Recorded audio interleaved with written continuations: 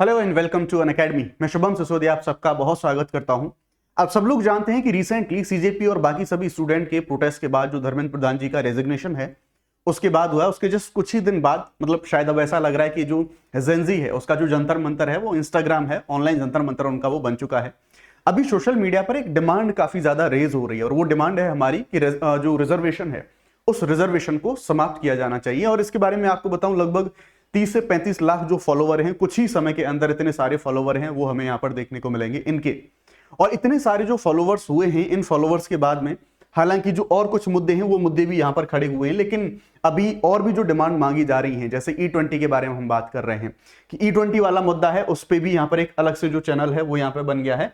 और यहां पर स्पेसिफिकली रिजर्वेशन के लिए, तो मेरा जो इस पूरे वीडियो के अंदर फोकस रहेगा वो रिजर्वेशन के मुद्दे पर रहेगा कि क्या वाकई में ऐसी डिमांड यहां पर जो करी जा रही है, ग्रुप यहां पर जो बनाया गया है।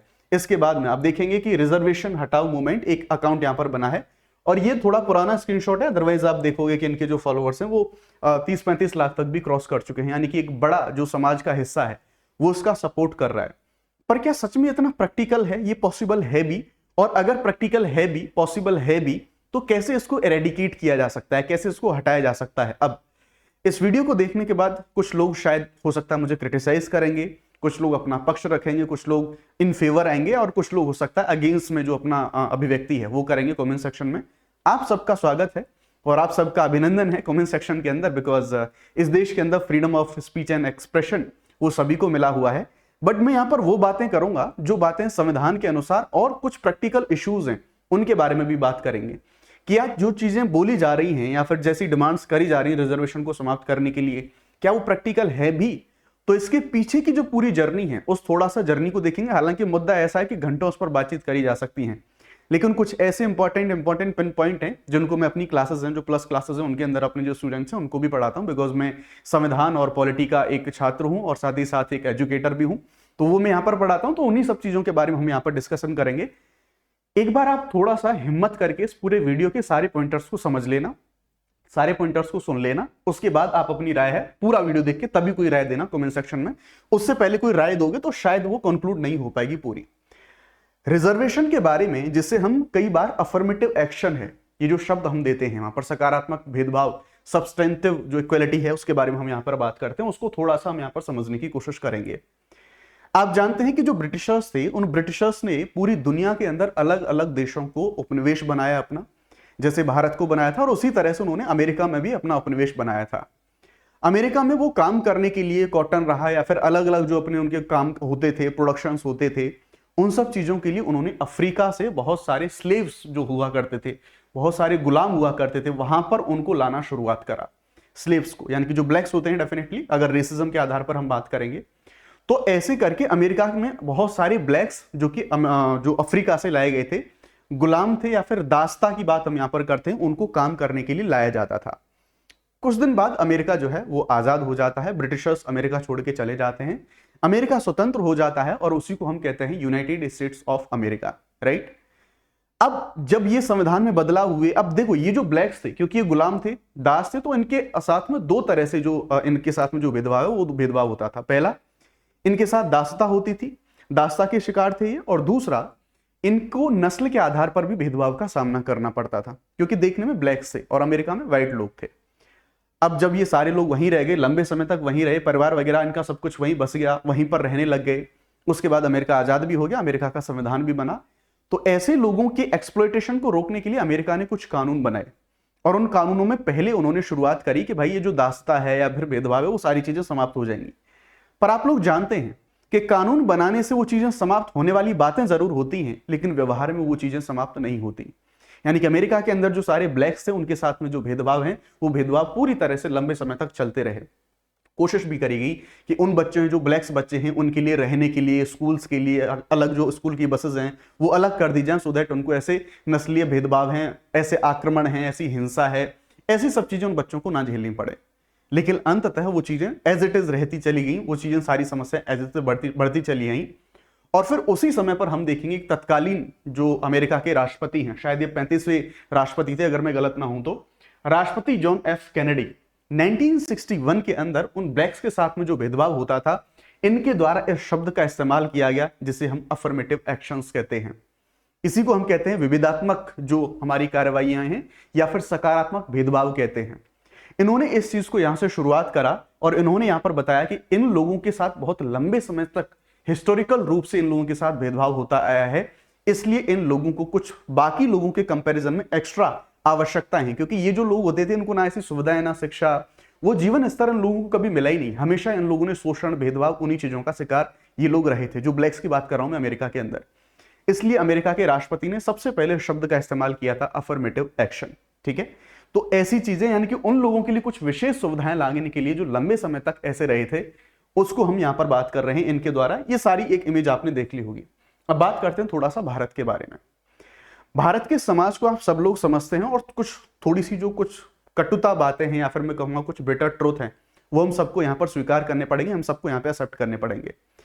भारत हमारा आजाद होता है, और भारत के अंदर जो हमारा कास्ट सिस्टम है वो बहुत पुराने समय से ही, आप हिस्टोरिकली ही यहाँ पर चीजों को देखते रहेंगे। भारत के जो समाज है उस समाज में जाति और धर्म का एक बहुत अलग स्थान यहाँ पर रहा है। ठीक है, भारत के अंदर जाति का स्थान आप शुरुआत से देखते रहेंगे, लेकिन एक समय के बाद में ये जो सारी चीजें हैं, मतलब अगर यहां पर भी आप चीजों को देखने की समझने की कोशिश करेंगे कि किस तरह से जाति का एक अलग स्थान है, क्योंकि अभी जो इस पूरे मूवमेंट के अंदर अभी कुछ लोग ऐसी डिमांड कर रहे हैं कि ये ना कास्ट के बेस पर नहीं होना चाहिए रिजर्वेशन, तो उन लोगों को यहां से थोड़ी सी क्लैरिटी देखने को मिलेगी, कुछ पॉइंट्स उनको यहां पर जरूर मिलेंगे यहां पर। फिर बाकी बाद में आप लोग मुझे अपना जो ओपिनियन है वो कमेंट सेक्शन में बता ही सकते हैं।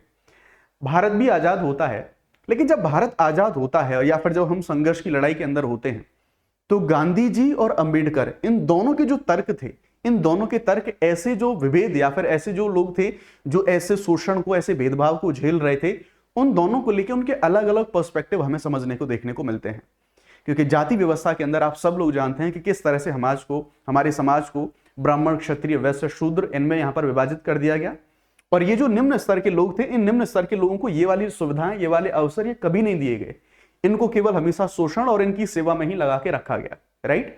और इस तरह के जो भेदभाव है वो सब आप जानते हैं, इस बारे में कोई भी कैसी भी डाउट नहीं होना चाहिए कि ये सच्चाई रही है हमारे समाज की। अब जब देश का संविधान बनता है तो इस पर ये दोनों गुट हैं, अलग अलग दोनों गुट यहां पर बट गए। मतलब गुट नहीं कहें तो मैं कहूंगा कि विचारधारा में जो अंतर था, हम ये कह सकते हैं। अच्छा, गांधी जी, और ये जो सारी मैं आपको जो अप्रोच बता रहा हूं, ये दरअसल अश्विनी देशपांडा जी की जो बुक है, उस बुक से मैं रेफरेंसेस यहां पर ले रहा हूं। यहां पर जो गांधी जी की अप्रोच थी, गांधी जी की एक अलग अप्रोच थी। गांधी जी आध्यात्मिक और जो हमारा स्पिरिचुअल जो हमारा अप्रोच है उसको लेके चलते थे। गांधी जी का मानना यह था कि जब देश आजाद हो जाएगा तो हम ऐसी व्यवस्था करने की कोशिश करेंगे कि जो निम्न तबके के लोग हैं, निम्न जातियों के जो लोग हैं, उन निम्न जातियों के लोगों को स्पिरिचुअलिटी के द्वारा, और वो स्पिरिचुअलिटी हम इंश्योर करेंगे उच्च जातियों के अंदर, उन लोगों को, यानी कि परोपकार की भावना के अनुसार। गांधी जी का कहना सा सिंपल सा ये था कि हम स्पिरिचुअल रास्ते से जो निम्न जाति हैं उनके साथ में जो भेदभाव हुआ उसको हम समाप्त करने की कोशिश करेंगे। यानी कि जो उच्च जातियां हैं, वो उच्च जातियों का ऐसा हृदय परिवर्तन होगा, या फिर ऐसे उच्च जातियां हैं उनमें हम ऐसे वैल्यूज इनकलकेट करेंगे कि वो निम्न जातियों की सहायता करेंगे, निम्न जातियों के साथ परोपकार करेंगे, तब जाके निम्न जातियों का कल्याण होगा। अगर शायद मैं डायरेक्ट शब्दों में कहूं तो यहां पर भी निर्भरता उच्च जातियों के ऊपर हमें देखने को मिलती है। गांधी जी की अप्रोच ये थी।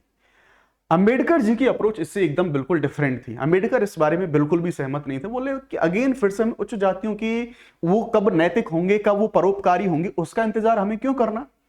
उन्होंने जो ऑब्जेक्टिव अप्रोच थी, उस ऑब्जेक्टिव अप्रोच को यहां पर अपनाया, और इसी अप्रोच के फलस्वरूप भारत के संविधान के अंदर कुछ बदलाव करे गए। और भारत के संविधान में इन सब जो सदियों से चले आ रहे सामाजिक रूप से जिन लोगों के साथ में जो भेदभाव हो रहा था, शोषण हो रहा था, पीड़ाएं दी जा रही थी, ऐसे लोगों को और ज्यादा अवसर देने के लिए या फिर उनको इक्वल लेवल पर लेके आने के लिए भारतीय संविधान के आर्टिकल 15 और आर्टिकल 16 उनके अंदर कुछ प्रोविजंस करे गए, जहां पर सकारात्मक जो भेदभाव है उसके बारे में बात करी जाती है, राइट। तो इन चीजों को हम यहां पर देखने की कोशिश करेंगे। गांधी और अंबेडकर दोनों का हमने यहां पर जो अप्रोच है उस अप्रोच को हमने यहां पर देख लिया है ना। इस अप्रोच को देख लिया, भारतीय संविधान में शामिल कर दिया गया रिजर्वेशन का प्रावधान। हालांकि आपकी जानकारी के लिए बता दूं कि कुछ कंडीशंस में जो रिजर्वेशन थे उनको यहां पर बोला गया कि ये कुछ एक सर्टेन टाइम तक रहेंगे, उसके बाद इनको समाप्त कर दिया जाएगा। पर अगेन आप एक प्रैक्टिकलिटी यहां पर जानते हैं, वोट बैंक की राजनीति, किसी भी पॉलिटिकल पार्टी में इतनी हिम्मत नहीं होती, वो लोग इतना हिम्मत नहीं कर पाते कि वो लोग इसको समाप्त कर दें ना। अब कुछ लोग कहते हैं, यानी कि जो कुछ लोग कह रहे हैं कि जो रिजर्वेशन है इसके पक्ष में तर्क देते हैं, कुछ लोग इसके विपक्ष में तर्क देते हैं। मैं दोनों की आपको प्रैक्टिकल केस स्टडी बताऊंगा और फिर इसको हम कैसे हटा सकते हैं, उसका रास्ता क्या हो सकता है, उसको समझने की कोशिश करेंगे। सबसे पहले कि सकारात्मक भेदभाव है उसके पक्ष में तर्क क्या है, कि रिजर्वेशन क्यों दिया जाना चाहिए निम्न जाति के लोगों को, इसको हमें यहां पर समझना होगा। एक लंबे समय से आप लोग अगर देखेंगे तो हिस्टोरिकल जो इनजस्टिस है वो यहां पर होता चला आया है, और जाति के आधार पर इसलिए भी है क्योंकि अभी कुछ जो मिथक है उन मिथकों का खंडन भी मैं यहां पर करने की कोशिश करूंगा। ऐतिहासिक रूप से इन लोगों के साथ हमेशा भेदभाव होता चला आया है, इनको वो अवसर कभी नहीं मिले जो बाकी अन्य उच्च जाति के लोगों को मिले, इसलिए इन लोगों को एक्स्ट्रा, जिसे हम कह रहे हैं पॉजिटिव डिस्क्रिमिनेशन, वो हमें यहां पर देने की आवश्यकता है। और उसी में आप आज भी देखिए और उस समय पर भी देखिए अनटचेबिलिटी हमेशा से लोग बर्दाश्त करते आए हैं, उस चीज को हमेशा से झेलते आए हैं और वो दूसरे रूप में आज भी है। साथ ही साथ आर्थिक वंचना, क्योंकि उनके रोल ऐसे थे कि उनको रोल ऐसे दिए गए थे जिससे वो उनकी बेहतर आर्थिक स्थिति भी नहीं हो पाई। तो पहला पॉइंट ये, इसलिए उनको रिजर्वेशन आज दिया जाना चाहिए। दूसरा पॉइंट, ये एक इंपॉर्टेंट चीज है और इसको आपको समझना होगा, यानी कि श्रमिकों का विभाजन श्रम का नहीं। इसमें हम देखेंगे एक कॉन्सेप्ट आता है एक्सीडेंट ऑफ बर्थ, ये एक यहां पर बात बोली जाती है, यानी कि हमारे पुराने समय पे प्राचीन भारत के आप इतिहास में जाएंगे तो वहां पर आपको एक चीज देखने को मिलेगी कि वहां पे जो जातियों के आधार पर काम का वर्णन करा गया था वो ऐसे, या फिर यहां पर काम के आधार पर जातियों का वर्णन नहीं था। मतलब अगर आप जिस जाति में एक बार एक्सीडेंटली पैदा हो गए, फिर आप चाहे कोई भी काम कर लीजिए, आप उस जाति से बंधे हुए रहेंगे। या फिर मैं कहूंगा कालांतर में वो चीजें ऐसे इंटरप्रेट हो गई कि कुछ जातियों को काम दे दिया गया कि अगर आप इस जाति में पैदा होते हैं तो आप केवल यही काम कर सकते हैं, राइट। तो इसलिए जाति के बेसिस पर जो रिजर्वेशन है उस रिजर्वेशन को लाया गया। और प्रैक्टिकलिटी ये भी है कि फिर आप इसे मेजर कैसे करेंगे भारत के अंदर, और कोई रास्ता भी नहीं है आपके पास ऐसा क्लैरिफाई करूं तो मैं यहां। दूसरा, एक चीज आपको और देखने को मिलेगी हमारे समाज में, आप एक ओवरलैप या फिर एक कॉम्बिनेशन को देखने की कोशिश करेंगे। और ये कॉम्बिनेशन कैसा है? ये कॉम्बिनेशन ऐसा कॉम्बिनेशन है कि ज्यादातर अगर आप अपने आसपास देखेंगे तो ज्यादातर जो निम्न जातियों के लोग हैं वही गरीब हैं। यानी कि गरीबी और निम्न जाति, इन दोनों के साथ में एक जो कॉम्बिनेशन है, इन दोनों के साथ में जो सहसंबंध है इनके, वो सहसंबंध आपको यहां पर देखने को मिल सकते हैं। और साथ ही साथ अनटचेबिलिटी। अब कुछ लोग ये कहते हैं कि मास्टर आजकल तो भाई अनटचेबिलिटी बहुत पीछे की बात रहेगी, आज तो होती नहीं। मैं पहली बात ये नहीं मानता कि अनटचेबिलिटी पूरी तरह से देश के अंदर समाप्त हो चुकी है, बिल्कुल भी नहीं।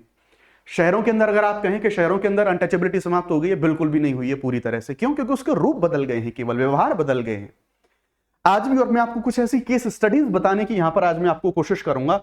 अगर आज भी आप यहां पर देखेंगे होम रेंट, अगर आप किसी शहर में जाएंगे आपका पूरा नाम पूछा जाता है, और कई बार ऐसे विद्यार्थियों को ऐसी चीजों को फेस करना पड़ता है जस्ट बिकॉज ऑफ कास्ट। उनको वहां पर रूम, हॉस्टल्स और फ्लैट्स वगैरह वो नहीं मिलते। ऑनर किलिंग, अगर विपरीत विवाह हो जाए, मान लीजिए निम्न जाति का अगर लड़का है, उस कुछ ऐसे करके चीजें हुई तो मार दिया जाता है उसको, ये समस्या। मैट्रिमोनियल एडवर्टाइजमेंट, उनमें भी खुल के जाति, रंग, हाइट एंड ऑल सब चीजों का उल्लेख वहां पर होता है। रूप बदल गए हैं केवल अनटचेबिलिटी के। तो पहला तो हमने यहां पर यह देखा कि इसलिए जो रिजर्वेशन है वो रिजर्वेशन होना चाहिए, ठीक है। और पक्ष में तर्क, ये एक बड़ा अच्छा शानदार स्टडी है। अगेन देश पांडा जी की बुक से यहां पर इस अंश को उठाया गया है। श्रम बाजार द्वैतवाद इसे कहते हैं। थोराट और एटवल इनके द्वारा 2007 में एक रिसर्च करेगी, साथ में एक स्टडी करेगी। ध्यान से इसे समझने की कोशिश करना। इनके द्वारा ये स्टडी, ये रिसर्च करी गई। बेसिकली तीन रेज्यूम बनाए जाते हैं, 3 लोगों की प्रोफाइल बनाई जाती है। ये जो 3 लोगों की प्रोफाइल बनाई गई, इसमें 2 लोग हिंदू थे, ठीक है, 2 लोग हिंदू थे। इन 2 हिंदू में एक दलित था और एक नॉन दलित था, ठीक है। ऐसे इस रिसर्च के अंदर की बात मैं आपको बता रहा हूं। और एक तीसरी जो प्रोफाइल बनाई जाती है वो मुस्लिम व्यक्ति की प्रोफाइल बनाई जाती है। 3 लोगों के रिज्यूम बनाए गए इस स्टडी के अंदर। तीनों लोगों के रिज्यूम में same qualification, same eligibility, same skill, सब कुछ सेम रखा गया, केवल नामों को इनके अनुसार बदल दिया। और इस रिसर्च में यह पाया गया कि सबसे ज्यादा जो कॉल बैक आए वो जो नॉन दलित हिंदू व्यक्ति था, उसको कॉल बैक सबसे ज्यादा आए, जबकि इन लोगों को नाम मात्र के कॉल बैक आए। ये रिसर्च ऐसी चीजें दर्शाते हैं कि आज भी कहीं ना कहीं ऐसी चीजें हमें यहां पर देखने को मिलती हैं। अब कुछ लोग कहते हैं कि क्या ये रिजर्वेशन ऐसे तो कभी समाप्त होगा नहीं, बिल्कुल नहीं होगा। यहां पर इसके बारे में बात करें, आरक्षण नीति के विरुद्ध में तर्क, कुछ लोग जो तर्क देते हैं कि रिजर्वेशन क्यों खराब है या फिर रिजर्वेशन को क्यों समाप्त करना चाहिए, कुछ जो मिथक हैं उन खंडन को भी हम, मिथकों का खंडन भी करने की हम यहां पर कोशिश करेंगे, राइट। पहली चीज, अन्याय को दूर करने के लिए अन्याय करना। कुछ लोग ये कहते हैं कि मान लो ऐतिहासिक रूप से SC ST के लोग हैं, उनके साथ अन्याय हुआ है, तो अब उस अन्याय को दूर करने के लिए आप हम जो नॉन रिजर्व कैंडिडेट्स हैं उनके साथ आप अन्याय क्यों कर रहे हैं, ऐसी बात भी निकल के आती है। तो यहां पर तर्क ये दिया जाता है, इस मिथक को खंडित करने के लिए आपको ये चीज समझनी होगी कि ये तर्क इसलिए दिया जाता है कि क्या आप जो व्यक्ति SC ST या फिर किसी अन्य समुदाय से जो रिजर्वेशन ले रहा है और जो रिजर्वेशन नहीं ले रहा, क्या आप उनको समान प्रतिस्पर्धी मान रहे हैं? समान रूप से प्रतिस्पर्धी तो वो बिल्कुल भी नहीं, क्योंकि स्थितियां उनकी वैसी नहीं मिली उनको। तो पहले जो हमारा ऐसा जो हम यहां पर देते हैं, पहला जो मिथक है, इसको खंडित कर सकते हैं आप। दूसरा, कुछ लोग यहां पर यह कहते हैं कि जाति विभाजन और शत्रुता बढ़ाता है। मतलब अगर हम ये कहते हैं कि अगर हम रिजर्वेशन देते हैं तो रिजर्वेशन लेने वाले और रिजर्वेशन ना लेने वाले उनके बीच में मनमुटाव, और इस वजह से समाज के अंदर जो जातिवाद है वो और ज्यादा बढ़ा जाता है और इससे तनाव और ज्यादा बढ़ता है। तो आपकी जानकारी के लिए मैं बता दूं, इस किताब के अंदर भी इस चीज को यहां पर यह लिखा गया है कि भारतीय समाज का जो स्ट्रक्चर है, इसमें जो सोशल जो स्ट्रेटिफिकेशन है, उसमें ऑलरेडी ऐसी जो अलग अलग विभाजन है वो ऑलरेडी विभाजन अलग अलग स्तरों पर कर दिए गए हैं। तो नथिंग न्यू इन इट। बहुत सारे लोग ये भी कहते हैं कि मेरिट से समझौता करता है, तो यहां पर समझने की कोशिश करिएगा कि योग्यता से समझौता करा जाता है। ये बात जो करते हैं, क्या योग्यता जन्मजात होती है? सवाल पहला ये उठता है। योग्यता किसी व्यक्ति को प्राप्त करने में दो जो फैक्टर हैं वो इंपॉर्टेंट होते हैं, जिसमें पहला फैक्टर होता है ऑन एफर्ट्स, यानी कि खुद के उसके प्रयास, और तीसरा उसकी सराउंडिंग्स कैसे मिली हैं। वो खुद कैसे प्रयास करता है, उसको सराउंडिंग्स कैसी मिली हैं, ये चीजें बहुत मैटर करती हैं व्यक्ति का कितना योग्य है उसमें। ये वाली जो चीज है वही तो रिजर्वेशन से रिलेटेड है कि जो निम्न जाति के लोग हैं जिनको रिजर्वेशन मिल रहा है, उनको ऐसी सराउंडिंग्स, ऐसी अपॉर्चुनिटीज मिली ही नहीं है कि वो योग्य हो जाए, इसीलिए तो उनको योग्य बनाना है। पर सवाल ये उठता है कि क्या ये ऐसे कभी अंत नहीं हो सकता है इसका, रिजर्वेशन का?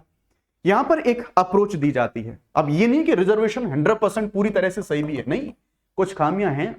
ऐसे आरोप लगाए जाते हैं कि हर एक समाज के हर वर्ग के अंदर जो ऊपर की उनकी जो लोग हैं, ऊपर की जो कुछ लोग हैं, उन्हीं के पास में रिजर्वेशन का सारा लाभ जा रहा है, उनके अंदर भी बहुत सारे लोग हैं वो वंचित हो रहे हैं रिजर्वेशन से।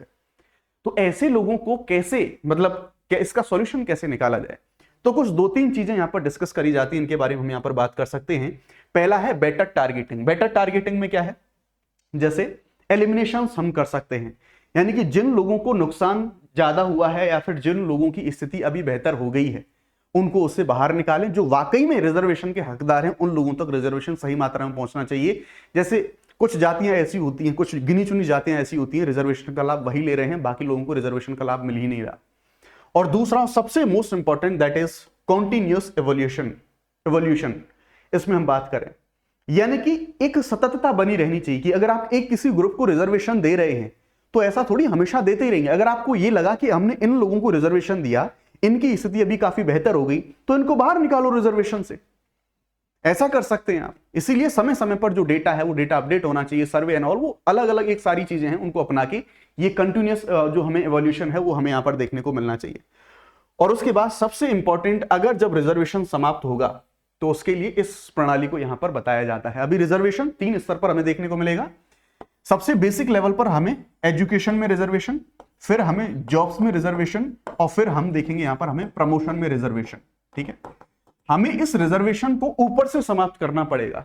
जब भी हमें लगे कि हां अब इन लोगों को इस पूरे रिजर्वेशन की व्यवस्था में इन लोगों को अच्छा खासा यहां पर इनकी जो सुविधाएं हैं वो मिल चुकी हैं, प्रमोशन में रिजर्वेशन खत्म करो। जो जॉब्स हैं, जॉब्स में फिर लगे कि नहीं अब जॉब इनको सफिशिएंट मिल गई, अब ये सफिशिएंट कंडीशन पे आ गए, जॉब्स में रिजर्वेशन खत्म होगा। फिर तीसरे चरण में एजुकेशन में, और मुझे लगता है यहां तक पहुंचने में भी हमारे समाज को बहुत लंबा समय लग जाएगा। और उसके बाद सबसे बड़ी जो चिंता है that is about vote bank की जो पॉलिटिक्स है उसके बारे में। तो मैंने थोड़ा सा यहां पर एक जो क्योंकि सिंस मैं यूपीएससी सीएससी के लिए प्रिपेयर कराता हूं, तो शायद जो हम समझने की कोशिश करते हैं संविधान, कानून, न्यायालय, उन्हीं अप्रोचेस से मैंने आपको समझाने की कोशिश करी है। बाकी आप सबका स्वागत है, कमेंट सेक्शन में बता सकते हैं। अगर आप अनअकैडमी पे हमारे साथ प्लस कोर्सेज के अंदर पूरा डिटेल में सभी कोर्सेज को पढ़ना चाहते हैं तो अलग अलग कोर्सेज हमारे यहाँ पर अवेलेबल हैं। आप मैक्सिमम डिस्काउंट के लिए SSYT Live इस कोड का आप लोग इस्तेमाल कर सकते हैं। Thank you very much. जय हिंद, जय भारत।